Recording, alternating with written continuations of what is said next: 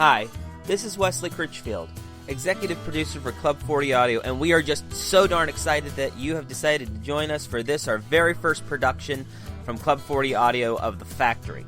I promise I won't talk very long. I'll let you get right into the story because I'm excited to have you hear it and see what you think about it. Please leave comments in the section below. If you really enjoy this show and you'd like to support us by actually purchasing it, you can purchase that at Bandcamp. That's club40audio.bandcamp.com. There should be a link for that somewhere around here, probably in the description below or right in the screen in front of you. There it is. This program is available for as little as $1, but we'd really appreciate it if you wanted to show your support and pay a little bit more. Please visit our Facebook page at facebook.com/Club40Audio. That's number 40 audio. If you really like this episode, please share it with all your friends on Twitter and Facebook and wherever all those crazy kids are hanging out now on the interwebs. And if you purchase this show off of Bandcamp, you'll get some special bonus features at the end of the show, and you probably won't have this part of me talking here at the beginning, so that'll be a bonus feature for you. There'll be a feature in there of me talking about how I came up with the idea for this story, my love of old-time radio and audiobooks, all that kind of thing. I don't know what's all in it because I haven't recorded it yet, but we'll find out together. Alright, so please enjoy Club 40 Audio's first presentation of The Factory.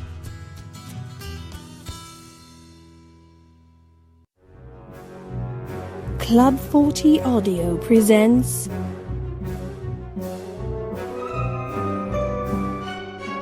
The Factory.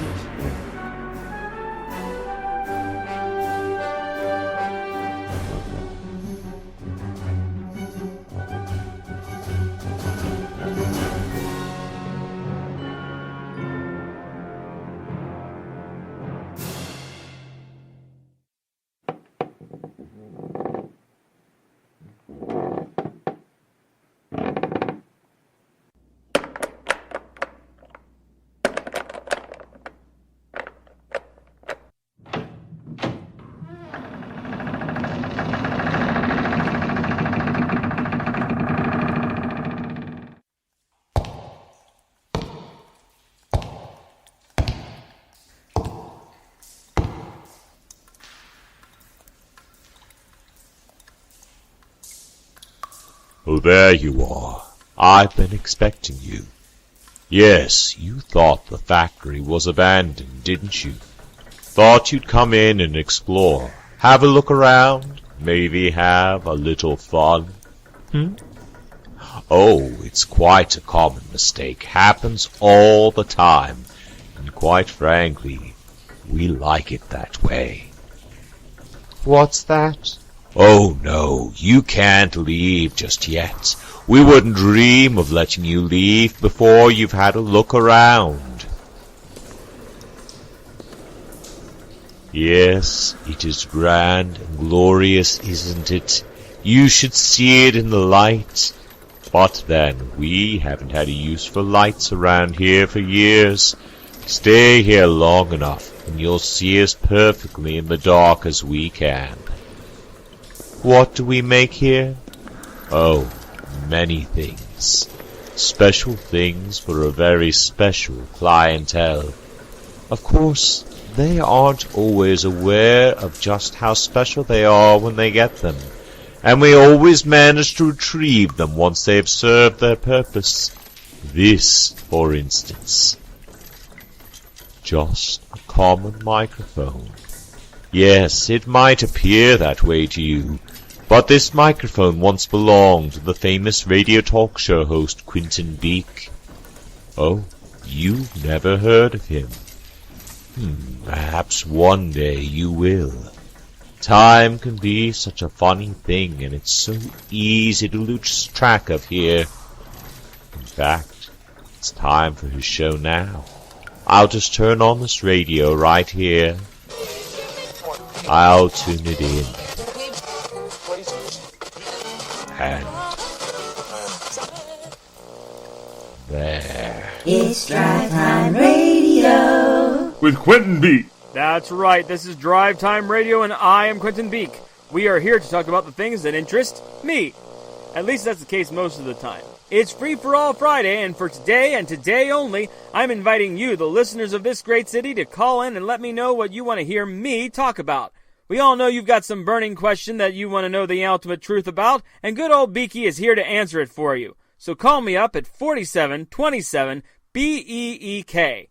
And while you're calling, it's time for another Beek Fact. Beek Fact. Did you know that the basilisk lizard, also known as Basiliscus plumifrons, often called the Jesus Christ lizard, can essentially walk on water? That's right. The lizard moves so fast that his feet don't even break the surface tension of the water. Even the oldest and biggest of them don't usually weigh more than 7 ounces, and those would be the ones like my producer Fat Mikey. Am I right? Of course I'm right. I shouldn't pick on him when he's not here to defend himself, but who cares? What was I talking about? Oh yeah, that goofy lizard. Well, apparently its leg moves in 3 phases. The slap, the stroke, and the recovery. Sounds like a night at Mikey's house. Oh, but I kid! People think I'm too tough on Mikey, but he likes it, don't ya, Mikey? So this lizard hits the water. That's the slap, folks. He strokes his leg under him, and then he's ready to do it again, and this propels him across the water. And that'll project us out of this segment and into the next. This has been another Beek Fact. Beek Fact. Yeah, that was pretty fascinating. If you like reading the phone book, gee whiz, people, we need to get more interesting facts for that segment, or we need to drop it. Sheesh. Alright, so let's go to your calls. This is Drive Time Talk, and it's time to speak with the Beak. Go! Hi, Quinton. It's Carl from Missouri. Oh, no. You know, all this trouble we're having right now started with the Gulf of Tonkin and was escalated by the Bay of Pigs invasion, which all ended up causing the invasion of the Isle of Spice. If the government would just come forward with the secret documents it's been compiling since 1964, this would be in the history books right now. You know it, I know it, the government knows it, and you can bet your ever-loving microphone that the shadow organizations that really run this country know it. Crazy Carl, folks. Somehow he makes it through every once in a while despite all our attempts to stop him. You are just saying that because you know that every word I'm saying is the truth, Beak. You and the Illuminatis that hired you to help them cover up the massive global multi-international conspiracy and give legitimacy to their cover-ups. The fact that no one can prove they exist simply goes further in proving that they are the ones behind it all. If they didn't exist, there would be more proof lying around. But they clean it all up and kill anyone who tries to speak out against them. Well, you know what? You got me, Carl. You got me. After all this time, you finally whittled me down, and I have to admit it. Every single word you just said is the truth. And furthermore, Beak, you are an... Wait, what? You're exactly right. You're right about the conspiracies, the Illuminati, the guys who hired me to make sure I got a nationally syndicated radio show to help spread their propaganda and hide the truth from the world. You got me. I admit it all. Now you're just agreeing with me because you want me to sound like an idiot. No one who is part of the conspiracy would ever admit to it. We wouldn't, if there was any point in hiding it anymore, but there isn't. You've heard about that virus that's been going around in the South and in parts of Europe? You mean Sgt Clip? The illness that attacks your balance and makes you have to lie down. That's the one. It's not the technical name, of course, but it's as good as any. That's actually how we're going to take over the world. You see, Carl, Klutzo, as you call it, is a virus that was supposed to lay dormant until it was activated by a super ultrasonic, low-frequency wave we plan to activate in just 3 hours. It's the real purpose of the HARP project in Alaska. This wave will travel around the world, bouncing from the North Pole to the South Pole and back again. It will trigger Sgt Klutzo, and all around the world, everyone who has not taken the antidote will fall down on their faces, leaving the world incapacitated as we take over. Then we'll turn the beam off at least halfway so people can move around again, just so they can literally bow down before us as the new overlords of planet Earth. Well, then why are people having symptoms now? We aren't quite sure, but we think the virus may have mutated just enough so that certain people lacked the part of the virus that blocked the disorientation until the signal is given. But now the whole world is infected, so we have nothing to fear. I knew it! I knew it! You sure did, Carl. Unfortunately, you're too smart for us, and thus too smart to be allowed to live. You remember that bran muffin you had for breakfast? Yeah. Hey, how did you know about that? We know everything, Carl! Well, in that muffin was a nanite neurotransmitter. Right now, that little nanite is swimming through your body, making millions of little replicas of itself. those little replicas are doing the same, and by now you're positively crawling with them. You're trying to control my brain. Oh no, Carl, you're too smart for us to control. We're simply going to kill you. No muss, no fuss, no worry. In a moment I'm going to transmit a signal over the radio and this phone, and that will be the nanites' signal to kill you, Carl. You won't hear it, neither will the listeners, but the nanites will. There's a chip in your phone too, Carl. If you listen to the radio or try to make any calls, the nanites will kill you. No, you're lying. I hope you're willing to take that chance, Carl. I really do. Because the signal will be activated in 3, 2, 1. Carl? Carl? Well, folks, it seems like we've lost Carl. I'm sorry I had to trick him like that, but my call screener didn't show up today, and I've got to screen my own calls. Figured that would keep him from calling back at least until the end of the show. In case you're not a long-time listener, in which case, shame on you, I knew about Carl's bran muffin this morning because of a conversation we had 3 months ago on the air when he thought they had placed transmitters in Sucret's throat lozenges. Speaking of the show, we are on the air and it's time to pay some bills.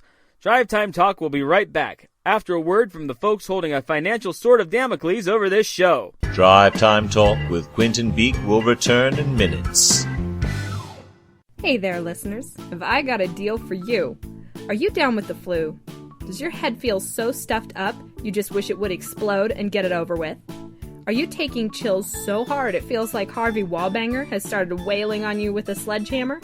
Are you down and dizzy? Think you might have had a run-in with Sgt Clip? Well, fear no more and start feeling better now with Flu Buddy. That's right, Flu Buddy, that amazing remedy that will get you back on your feet in hours.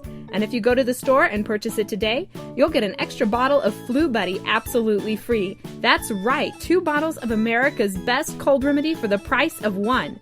This year's flu virus strain is more contagious than ever. So odds are, if you don't need that second bottle, someone in your family will. So start feeling better today with Flu Buddy. Flu Buddy does not claim to cure the flu, common cold, or streptobilius disperatus, also known as Sgt Clip. Flu Buddy only relieves certain symptoms temporarily or after repeated use. Do not mix alcohol with Flu Buddy. Side effects may include coughing, sneezing, weeping, oozing, drowsiness, wakefulness, inability to sleep, inability to wake up, yeast infections, inability to complete third grade, body leakage, and in rare cases, the hardening of the arteries leading to the complete failure of the nervous, pulmonary, and respiratory systems. Women who are pregnant or may become pregnant or will never become pregnant should not handle Flu Buddy. Please consult with your local doctor or Ninja Hindu nuns before taking Flu Buddy. And now back to more Drive Time. Drive Time Talk with Quentin Beak. That's right, you're back for more, you sick sadistic maniac. It's your old buddy Quentin here. You know, I often run into fans on the street and they ask me, QB, why do you call your show Drive Time Talk instead of The Quentin Beak Show, or the source of all relevant truth and wisdom worth knowing in this crazy mixed-up world? And I tell them that, aside from that second one being way too long and far too accurate, we call it Drive Time because most of the time, if you're listening to us, you're probably driving. I mean, who listens to the radio anymore except for when they're driving, right? It's not like radio is your only option nowadays, is it? We don't gather around the Atwater Kent listening to Fibber McGee and Molly anymore, do we? No! We gather around the ultra-thin, uber-deaf widescreen television, which is hooked up to our computers so we can watch the new hyper-violent superhero show from Webflix, or find out what's going on with those plotting, scheming families who for some reason are walking around all of Easterling practically naked as they fight each other for the golden chair. I mean, shoot, back when I was a kid, you actually had to pay for cable, and they would dump 40 million other shows in along with the 5 you actually wanted to see. And you had to pay for all of it. Now, kids today are spoiled. They just pay for what they actually want to see. But I went off on a rabbit trail there. Oh yeah, what we know is that most of you are driving as you listen to us, so that's why we call the show Drive Time. So use that hands-free system in your car, or heck, odds are you aren't even actually driving anymore and you've got the computer doing it for you. So give us a call because we want to hear what's on your mind. 4727 BEEK is the number, and it's Free for All Friday. But now it's time for Warren G. Harding Wednesday. That's right, it's a special Friday edition of Warren G. Harding Wednesday, where we learn all about Warren G. Harding Yes, here on Drive Time, we feel it's our duty to make sure you all know something about some of the more obscure figures in history. And every Wednesday we focus on Warren G. Harding. Now I hear you all saying, Beaky, have you lost your mind? It's Free for All Friday, not Warren G. Harding Wednesday. And of course I know that. But at the same time, we know a lot of you don't listen to our second hour on Wednesday, so we thought we'd entice you to stick around and see what you're missing on Warren G. Harding Wednesday. Are you getting tired of that sound effect yet? Me too. I promise I'll only use it one more time. Okay, here's our special fact of the day. Warren G. Harding officially put an end to World War I! That's right, apparently Warren G. Harding wouldn't accept the League of Nations as part of the Treaty of Paris, something that dirtbag Woodrow Wilson worked extra hard to get thrown into the deal. As a result, it meant the war didn't officially end until the treaty was ratified by joint resolution, which officially ended the war. So actually, he kind of held things up until it was passed in spite of him. But I'd say that's pretty brassy, wouldn't you? I mean, everyone wants the war to be officially over, but because he stood morally opposed to the League of Nations, he wouldn't let the war end until he got his way. And that's why we love the man and celebrate him every week on Warren G. Harding Wednesday. Boy, I tell you, we could use a man like that today. Maybe if we'd had more people in office that followed his example, we'd never become part of the United Nations to begin with, slowly but surely giving away all of our sovereignty to them. Maybe that way, when that guy went crazy from too much sand in his shorts and started making threats against us, maybe then we could have done something more than just a strongly worded resolution. We would probably have wiped him out before he even built his 400-kiloton nuclear weapons. But no, we had to go the peaceable way. We had to try to talk nicely to him. Show him how to take that fissionable material and make it into power plants to supply his people and give them jobs. Couldn't they see he had no intention of ever being peaceable? Ever? But no. I tell you, if we had a guy like Warren G. Harding in office, that man never would have been able to... Well, you all know what happened there, so there's no point in me being a downer, so let's just go to the phones. I've got Sandra on line 3. Go ahead, Sandra. You are on the air. Hi, QB. Love the show. First-time caller, long-time listener. Thank you very much, Sandra. What piece of wisdom would you like from your Grand High Poobah? I'm calling from the wastelands where we just got telephone service back for the first time in 3 years. I just got your show back about a month ago. I didn't know about Sgt Clip until recently. Do you think it's some sort of virus that got transformed from the fallout, or do you think it was man-made on purpose? Well, Sandy. Can I call you Sandy? Sure. Sandy, we're glad to hear you finally got some good communication set up out there. I really don't think enough of us here in the East appreciate the struggles that you people are having. I'd really like to encourage anyone who hasn't yet given to give to their local relief fund. As to the origin of Sgt. Klutzo, I wouldn't be too sure it's anything that serious. I mean, so far, I haven't heard it's really caused that many problems. Yeah, a few people have missed work, some people can't leave their beds, but from what I've heard, nobody's died yet. But who knows what was down there in the ground before the big blast? I mean, I know they've found all sorts of new and interesting bacteria and geysers and such. Stuff we couldn't even have imagined would survive down there under the earth with all that heat, so who knows what might have gotten kicked up. If you're a long-time listener of the show, you know that I don't subscribe to many conspiracy theories. What we know to be true is usually bad enough. Yeah, we certainly know that out here in the wastes. I thought I was going to go insane the first few months after the blast. Everything was covered in ashes and soot. Ugh, dirt everywhere you can imagine. It was like the Dust Bowl all over again. Have you been out to the crater yet? Oh, no, I couldn't stand that. My family and I used to travel up to the park all the time when we were kids. I couldn't stand to see what's become of it since it all went up. Well, we've seen the pictures out here, and you're probably right not to go. It's not pretty. Thankfully, the scientists were wrong, and we only got about 3 days of dust and soot from the big blast. Last I knew, they were predicting months of dust before it actually happened. That's little comfort out here, QB. We still have dust storms kick up every once in a while, and it's getting close to tornado season. You can't go outside without a mask on, and it's not much better inside. Dust is just everywhere. Well, you stay strong, Sandy. You give all of our love to those folks out there who are still dealing with the tragedy. Meanwhile, we here in the East are going to try and scrape together as much cash as we can for you guys. Offer what aid we can. Thanks for the call. This is Quentin Beek, and you're listening to the best... Whoa. Hey, folks, I almost said you're listening to the best of Drive Time, but here at Drive Time, we don't have a best of because our show is always the best. We're going to take a short commercial break for news and weather, but don't worry, we'll be back at the top of the hour with more. Don't go away.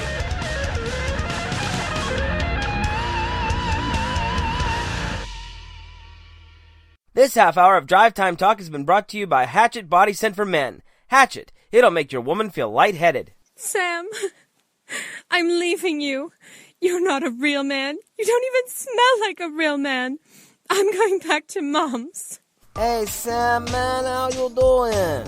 Oh, man, I don't know what I'm supposed to do. My love life stinks. Well, Sam, I hate to break it to you, man, but it's not just your love life that stinks. I know, but what can I do? I already take 3 showers a day. I use that body wash my woman gave me. I even put on fresh pants every few days. But the woman still don't love me. Well, I know, Sam, but if you really want the woman to love you, what you gotta do is take a hatchet to her. No, not like that. Hatchet Body Scent for Men, man. Oh, why didn't you say so? Yes, sir, with one quick hose down of Hatchet Body Spray for Men, you won't be able to pry the women off of you with a crowbar. Hey, baby. Now that guy smells like a man. Wow, with Hatchet Body Spray, I don't have to bathe for weeks and the women still love me. You could do that, but I wouldn't recommend it. Thanks, Hatchet Body Spray for Men. Hatchet. It will make your woman feel lightheaded. Available at Tramlaw. It's their kingdom!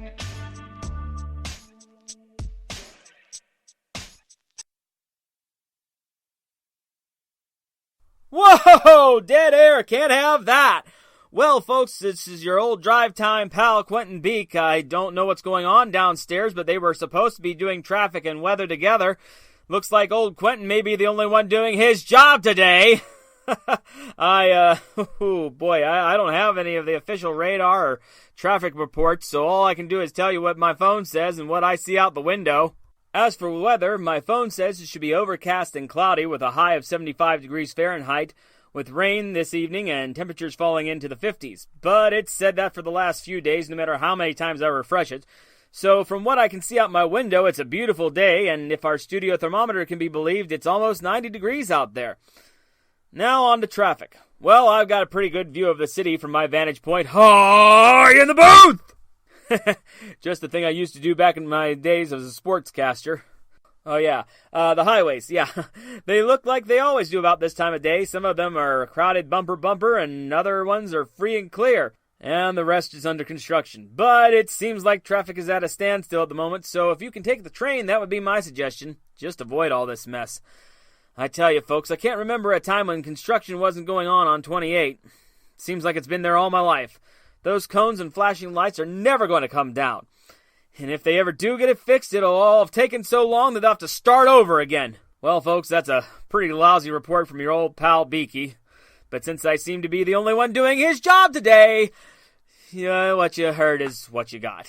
But we've kept our promise that when you listen to this station, you'll get traffic and weather together at the top of every hour. I'll be back in just a moment with the second hour of Drive Time. From the studio that brought you the magic of the diary. Ingrid? Harry? Comes the epic love story of our time. I'm sorry, Ingrid, but I have to go. Only I can get the vaccine to amputee orphans of Antarctica in time. But Harry, that will take you away from me for 5 years. I know, but it can't be helped, you see. My mother was raised in that orphanage, and right now, someone else's mother might be dying. And I couldn't live with myself if I didn't do all that I could. 2 lovers will be separated by time and tide. Just keep looking at the moon, Ingrid. Wherever I am, if you're looking at that moon, I'll know you're thinking of me. But Harry, the moon isn't visible from all sides of the earth at the same time. How will my love reach you?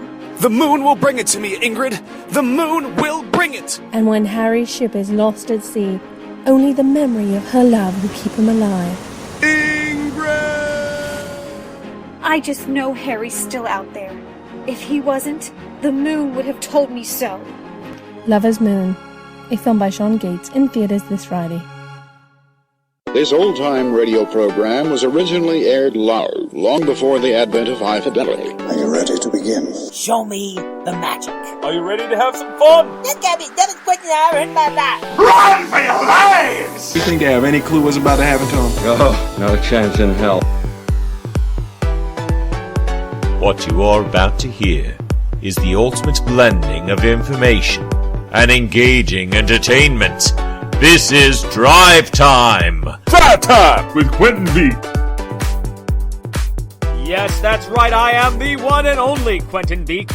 So is anyone actually interested in seeing that movie we just advertised a few minutes ago? I know I probably shouldn't be knocking the sponsors, but this is my show and I'm going to give you my opinion. What was that thing called? Lovers on the Moon or something like that? I mean, these things are all based on novels by that one writer. What's her name? Nicole Flickering, is that right? Anyway, she writes the same stupid love story over and over again. There's these two people that get together, then something comes between them, a war, their parents, an ex-lover.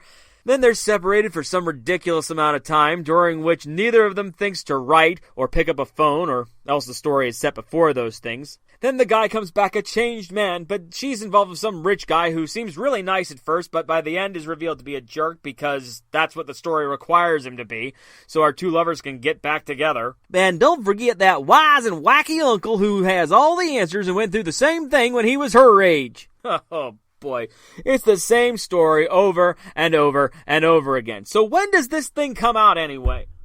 This Friday. Oof. That's funny, I thought it was 2 or 3 Fridays ago. Doesn't really matter, I suppose. They'll just release it again in 2 years with a new title and cast. Dumb thing's never going to be shown anyway. How about some Warren G. Harding Wednesday? Wait, no, sorry, did that last hour.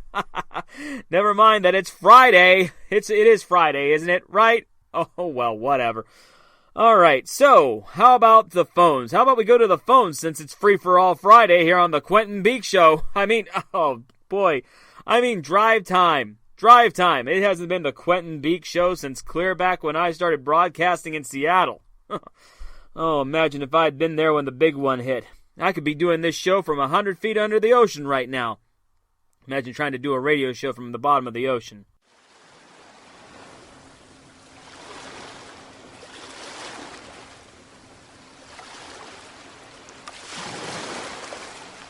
Hey, it's a lovely day down here at the bottom of the sea. The water around me is a beautiful blue-green. A school of swordfish just swam by. The studio has been fully accepted by the underwater creatures as one of their own. We already have some coral and anemones growing on the wall. It's really pretty the way they sway with the ocean tides. Oh yeah, and occasionally a body will still drift by now and then, but don't worry, the sharks and the krill will take care of that real soon.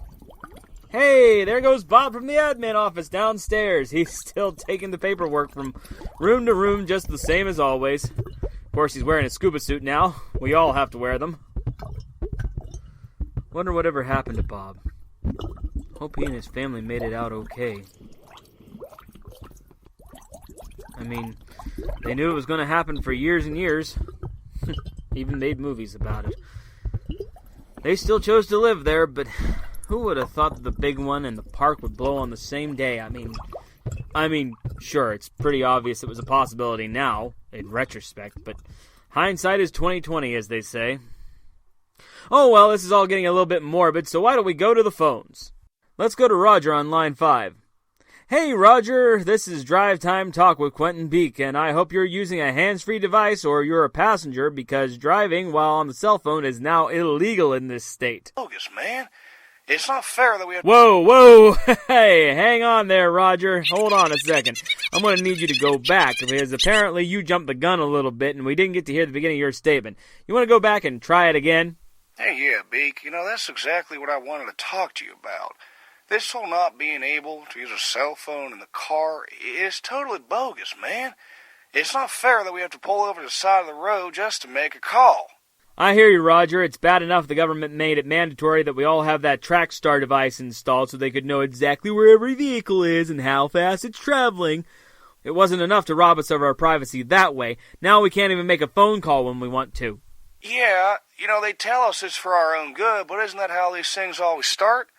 They come up with some new service, tell us we should have it, because it's a good idea. Then we must have it because everyone else does, and it will cause problems if we don't. Then the next thing you know, they make it the law, and it's mandatory, and there you go. More of our privacy gone. Well, I certainly see your point, Raj, but don't you think it's a little suspicious when you don't want something everybody else has? I mean, what are you trying to hide, Roger? If you're not doing anything wrong, you have nothing to hide, right? Yeah, sure. Folks, Roger here is absolutely right. It shouldn't matter whether we have something to hide or not. It shouldn't matter if we talk on our cell phones as we drive. When I'm on the road, I should have just as much privacy to do what I want as when I'm in my home. Because guess what? I am. My car is my little bit of home on the road. Now, obviously, I'm not saying that we should all drive around naked, though Lord knows I've taken my shirt off while driving on a hot summer day, but at the same time, I shouldn't have to deal with the government marking my speed all the time, or what my destination is, or whether I have another person in the car. And they certainly shouldn't be listening in on my private conversations. Not that there's really anybody to have in the car anymore, or anyone to talk to. And what would I say in the car that I don't already say here on the air, folks? At least here I can hope there's somebody out there in Radio Land listening to me, hearing what I have to say, having their own opinion. And we know that you've got one, so if you think I'm full of baloney, why don't you give me a call here at 4728 BEEK. You know, I pay a team of writers quite a fine salary to write clever things for me, come up with jingles and the like, and I've asked them to come up with phrases for me so I never have to say, after these messages, we'll be right back. And you know what this fine, well-paid team has come up with for me? We be back.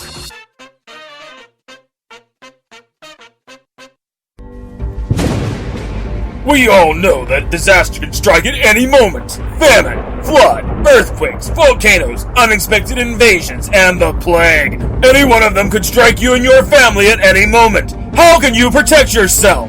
Well, now thanks to best-selling author Myron Fornoff, you too can be prepared. Myron has joined with Disaster Incorporated to bring you this amazing offer. If you go to MyDisasterInc.com right now and enter the listener code BEAK for the low cost of $99.95, you'll receive this 72-hour disaster prevention pack, including 3 days worth of food for you and up to 4 people, an AM/FM radio, an LED flashlight, Geiger counter with siren, and an orange emergency beacon that can be seen up to 5 miles away. But wait, there's more. You'll also receive Myron Fornoff's best-selling book, What to Do When It All Hits the Fan, inside of which you'll discover all the skills you need to survive in an apocalyptic wasteland, like which roots, nuts, and berries are safe to eat, how to catch and field dress your own prey, be it rabbit, bear, deer, or man, how to siphon off gas out of a wrecked car you found alongside the road without a tube. Hint, you'll need a screwdriver. How to make effective zombie-killing weapons out of ordinary, non-lethal household items, and many more! Also, inside of Myron's book, you'll find free radiation badges that change color when you or your friends have been exposed. All this can be yours for the low price of $99.95 when you call MyDisasterInc.com. But supplies are limited, so you must log on now. Drop what you're doing and go to MyDisasterInc.com and enter the listener code BEAK. MyDisasterInc.com is not affiliated with any disaster prevention program and does not guarantee that the food in the package will be edible by the time you actually need it, especially if the time exceeds 5 years from the present date. When opened, we do not guarantee that your child will actually eat the food, especially if you allow your child to become a picky eater and they will not eat what you tell them to. MyDisasterInc.com is not responsible for your bad parenting. Myron Fornoff is not a survival expert of any kind and has not spent more than 2 days in the wild. Most of the content from Myron's book has been cleaned off the internet and is not guaranteed to work, be easy, or actually save your life. MyDisasterInc.com does not approve of the stealing of gasoline or the slaying of a humanoid being, either living or zombie. This Sunday on RBC, on a very special That's My Buddy, Buddy, Sally, and Edward will get lost in the woods. Will they be able to find their way home before supper? Or will Buddy finally confess what he feels for Sally deep down in his heart? Then at 9, Mickey, Jesse, and Stacy are back to choose the ultimate Singspiration winner. Will it be... Oh, who the heck cares? Folks, this is your old buddy Quentin Beek here. I can't take it anymore. I don't care what radio standards and practices are. Does anybody really care about whether or not little Buddy and Sally are going to get together? They're like 12 years old. Do you have any idea how many changes of personality and circumstance happen between 12 and even 16, let alone 18 when these two could actually get married? Odds are, even if he does confess his love for her, which you know he won't until the end of the series, or at least until the last season, their little romance will probably last about 6 months, at the latest. Whose idea was it to let kids date at 12 years old anyhow? People shouldn't be allowed to date until they're at least 18, preferably when they're out of high school. Better yet, they should wait until they're 30, when they're already mature and not likely to marry some gold digger who just wants you for your money or because you look good. In fact, why don't we all wait until we're 30, when most of us begun the downward slope? All the facade has fallen away. We're starting to put on weight. We're not so pretty anymore. I tell you, if you can find somebody to love you then, they are far more likely to stick with you until the end. I know what you're thinking, audience. I can hear you. You're saying to yourself, Beaky, take it easy. It's just a family TV show. And you're right. But it's this kind of stupid, vapid television that makes people grow up with unrealistic expectations. They always have it be that Buddy and Sally get together and get married in the end. Then 10 years from now, we'll get That's My Susie with little Buddy and Sally who are all grown up and still together, and their little girl is going through the exact same thing he did. And for the love of Pete, can we please get over these stupid, vapid, self-glorifying singing shows? They are all the same. 3 or 4 has-been performers who are dying to stay relevant, judging a whole bunch of other people just to shatter most of their dreams. American vocalist, the singer, singspiration. So you think you can sing? Ugh. It's been more than 20 years, people. Can we please let this format die for a little while? I think it's going to take the whole human race dying out before we can get rid of this slop. Maybe not even then. But here I am going on, and it's Free For All Friday, and we're supposed to be talking about what you people think. Oh, boy. You people. You people, that's bad radio right there, folks. See, they tell you when you get on the radio that you're supposed to act like you're talking to just one person. It's you and the listener, and you're talking directly to them. I hate when these people get on the air and say things like, "Hi, everybody!" I'm like, have you ever been to broadcasting school? Get off the air. And here I go doing the same thing. But now it's time for me to speak directly to George. George, on line 1, you are on the air with Quentin Beek. Hi there, Becky. Totally agree with you. Shouldn't allow those websites to stay active when they're targeting kids. Like that whole deal with cartoon characters and cigarettes back in the 90s. But hey, that's not what I really called about. I wanted to get your opinion on reports that people were actually dying from Sgt Clip. Well, George, last I heard that was pretty unsubstantiated. I heard there was a couple of possible deaths from people who might have thought they were over it, but then had a sudden attack when they were driving their cars. But other than that, what are you hearing, George? Well, I heard the same thing, but I also heard that some people's symptoms have just laying in bed till they died, not able to hold down any food or water or anything. Other people went crazy from it. My wife told me that some people just went stumbling out into the streets. Got killed that way by cars or from a really bad fall. Well, I certainly haven't heard anything like that on the news. Not that anybody in this building has done the news in the last week. Oh, I tell you, sometimes I think I'm the only one who wants to do my job around here. See, the thing is, QB, I have Sgt Clip. I've been lying in my bed for the last week. It's been 2 days since I see my wife. Now I'm hearing all these noises outside. Somebody went by with a megaphone an hour ago, telling people to stay in their homes. Sounds like we're under quarantine, martial law or something. Well, you stay strong, George. I wish we could do something to help you, but as you see... Quentin! What the heck is wrong with you? Take it for the phone! They're here! Oh God! They've got... George? George? Well, it seems like we've lost George. I would normally ask Natasha to try and get him back on the phone, but I'm the only one in the studio today, so we'll just have to move on to the next caller. Let's go to line 3. Hi, Quentin. It's Carl from Missouri. You know, all this trouble we're having right now Carl? started with Carl? the Gulf of Tonkin and was Carl, escalated Carl, by the Carl, Becky you... invasion, which Carl, you ended called up in and said the causing exact invasion same of the thing island earlier in the site. show, Carl. If the government Stop would it, just Carl. go forward with the secret document, All right, that's it. Sorry, folks, but I had to cut Carl off because this is the 4th time he's called this week, and he said the exact same thing. Let's try that again, shall we? Let's go to line 1. Hey, QB, this is Pat from New York. Not too far from where you are, actually. Just want to let you know that the state militia or the National Guard or something has closed off all the bridges and tunnels out of the city. Doesn't look like anybody's being let in or out. Do you honestly think I don't know that? It's been that way for weeks, Pat! And weeks! Heck, I haven't been out of the studio for 5 days! I nearly got killed by some stumbling idiot begging me for help! I mean, what the heck am I supposed to do about it? What do you think might be causing all this? I mean, you don't think it could be Sgt Clip, do you?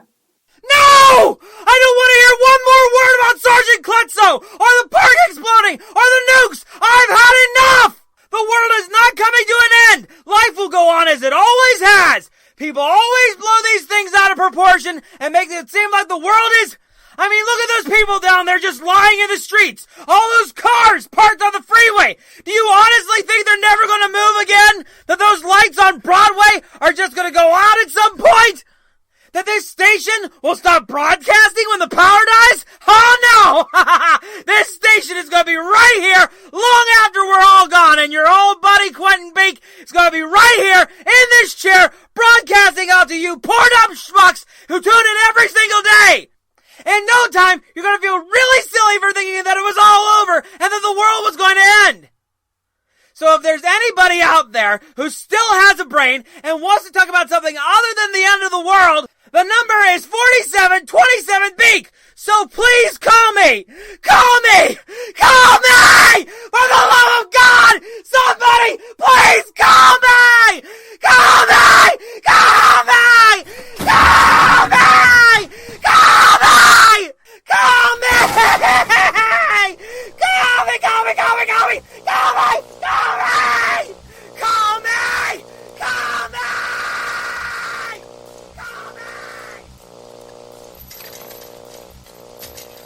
Ah, poor Quinton Beek. It seems that was his last broadcast. But you know, it happens to all of us sooner or later. An end comes to one phase of our lives, and we just have to move on. Unfortunately, in his circumstance, it was everyone else who passed on, and he stayed right where he was. What's that? How do we have his microphone back? Oh, well, maybe it hasn't even been sent out yet. I told you how difficult it is to keep track of time here. It tends to slip away from you. And speaking of which, it's time for you to go, but you're always welcome back at night. We'll always be waiting for you here in the factory. You have been listening to The Factory. The last broadcast was an original play written for The Factory by Wesley Critchfield. Heard in the cast, Rick Spavaro, Rebecca Sylvester, Kendra Akers, Don Slater, Josh Momini, Jamie Dugan, with Sean Dugan as the toy maker, and Wesley Critchfield as Quinton Beek. Special thanks to Tanner Sebastian and Ruby Everton. All music used in this program is public domain and available from YouTube's audio resource and does not require accreditation. Produced by Wesley Critchfield. Please visit us on the web at www.facebook.com/club40audio. That's www.facebook.com/club40audio. The Factory is a presentation of Club 40 Audio. All rights reserved.